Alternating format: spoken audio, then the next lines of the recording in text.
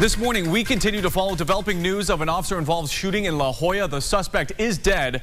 2 police officers were shot. The Texas Rangers have now taken over the investigation. They're being assisted by the Hidalgo County Sheriff's Office.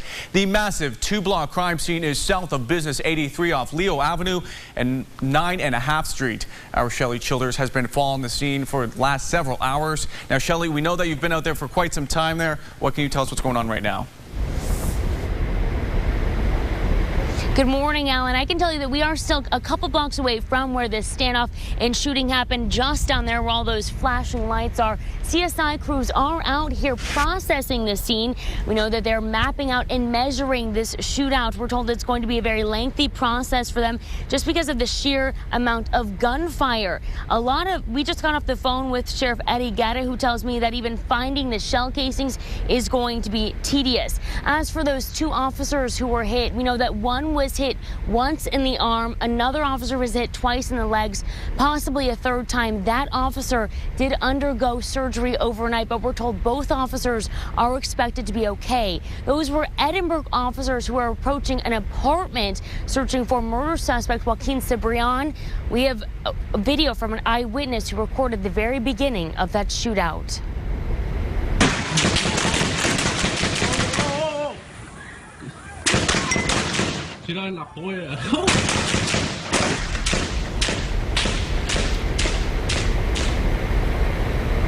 So here's what happened. La Joya police spotted this suspect vehicle yesterday afternoon. They knew that Edinburgh was looking for that vehicle. They called Edinburgh police. They knew that this man was dangerous, so they brought out a team of 6 Edinburgh officers joined by La Joya police, sheriff's deputies, and DPS to follow that vehicle and confront the driver. Well, Sheriff Guerra says it was a woman driving that car who pulled up to an apartment here on Leo Avenue. When Edinburgh officers walked up to confront her, the suspect, Joaquin Cibrian, came out of that apartment unbeknownst to those officers, and he opened fire on them. Those 2 officers were hit. They fell to the ground. Edinburgh Police Chief Rolando Castañeda calls the rescue of those 2 officers under fire heroic. The arriving officers were able to rescue the 2 officers, throw them in their patrol car while under gunfire the whole time. And you can't help but these officers were heroes.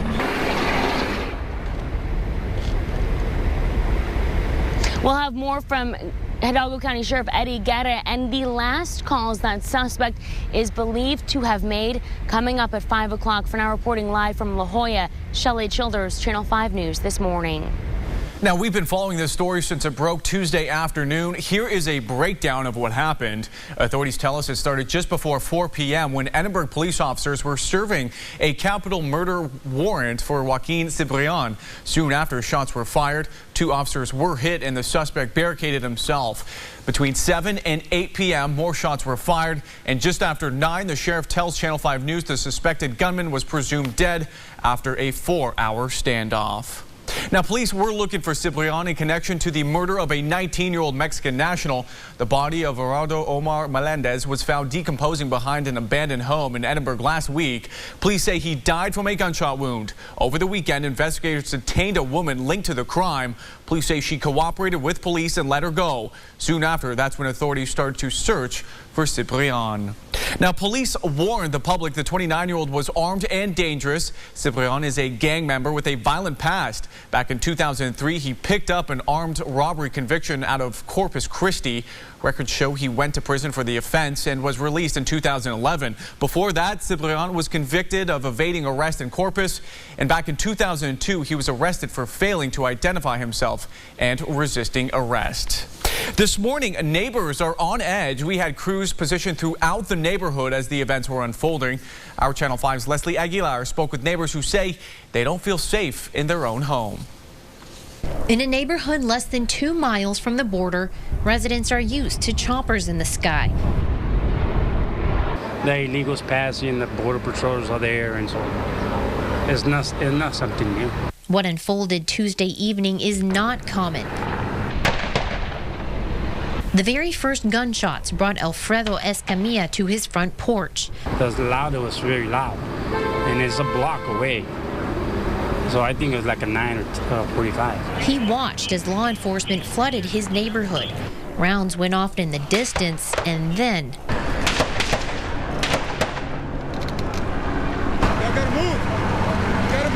the action got closer. As shots rang out, officers stormed the street looking for a possible second shooter.